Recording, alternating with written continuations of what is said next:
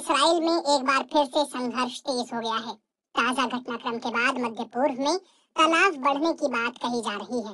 हम इस वीडियो में ईरान और इसराइल की सैन्य ताकत की तुलना करेंगे। कौन सा देश कितना ताकतवर है और कितना एडवांस है।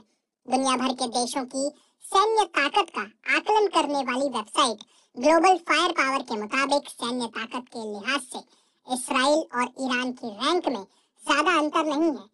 इसराइल 15वीं रैंक पर है और ईरान 16वीं रैंक पर। इसराइल और ईरान की सैन्य क्षमताओं की तुलना। ग्लोबल फायर पावर वेबसाइट के मुताबिक ईरान के पास कुल 551 विमान हैं और इसराइल के पास 611। इसराइल के पास F-15 विमान हैं जो लंबी दूरी तक मार कर सकते हैं। इसराइल के पास छिपकर वार करने वाले F-35 लड़ाकू विमान भी हैं जो रडार को चकमा दे सकते हैं। उसके पास तेज हमले करने वाले हेलीकॉप्टर भी हैं। Think tank international institute for strategic studies यानी IISS के मुताबिक ईरान के पास 1960 के दशक के लड़ाकू विमान भी हैं जिनमें F-4S, F-5S और F-14S जैसे विमान शामिल हैं। वहीं नॉर्वे में स्थित संस्थान पीस रिसर्च इंस्टीट्यूट ऑस्लो यानी PRIO के निकोलस मार्श का कहना है कि ये साफ नहीं है कि ये पुराने विमान कितनी उड़ान भरने की स्थिति में हैं, क्योंकि इनके रिपेयरिंग पार्ट्स मंगाना बहुत मुश्किल होगा। वैसे तो ईरान और इसराइल में जमीन पर सीधा युद्ध होना मुश्किल है क्योंकि दोनों एक दूसरे से सीमा साझा नहीं करते हैं। दोनों देशों के बीच 2100 किलोमीटर की दूरी है। क्षेत्रफल के लिहाज से ईरान इसराइल की तुलना में कहीं बड़ा देश है। वहीं इसराइली सैनिकों की तुलना में ईरानी सैनिकों की संख्या भी 6 गुनी अधिक बताई जाती है। IISS की रिपोर्ट के मुताबिक ईरानी नौसेना का आधुनिकीकरण नहीं हुआ है, हालांकि उसके पास 220 जहाज हैं।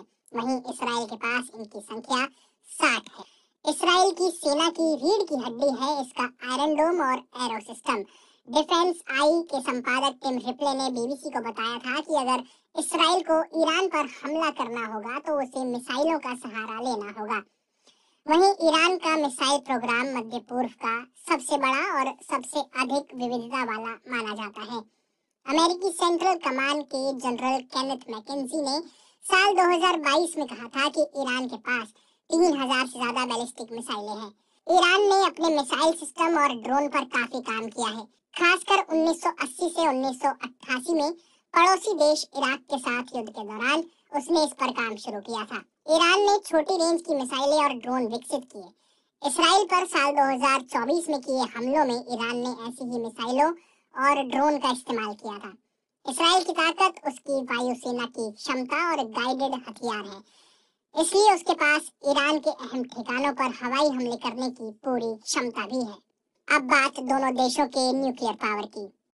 माना जाता है कि इसराइल के पास परमाणु हथियार है, लेकिन वो इस बारे में कोई स्पष्ट जानकारी देने से बचता है। ईरान के पास परमाणु हथियार होने की संभावना कम है। उस पर ऐसे हथियार बनाने की कोशिश करने के आरोप हैं, लेकिन वो इससे इनकार करता है।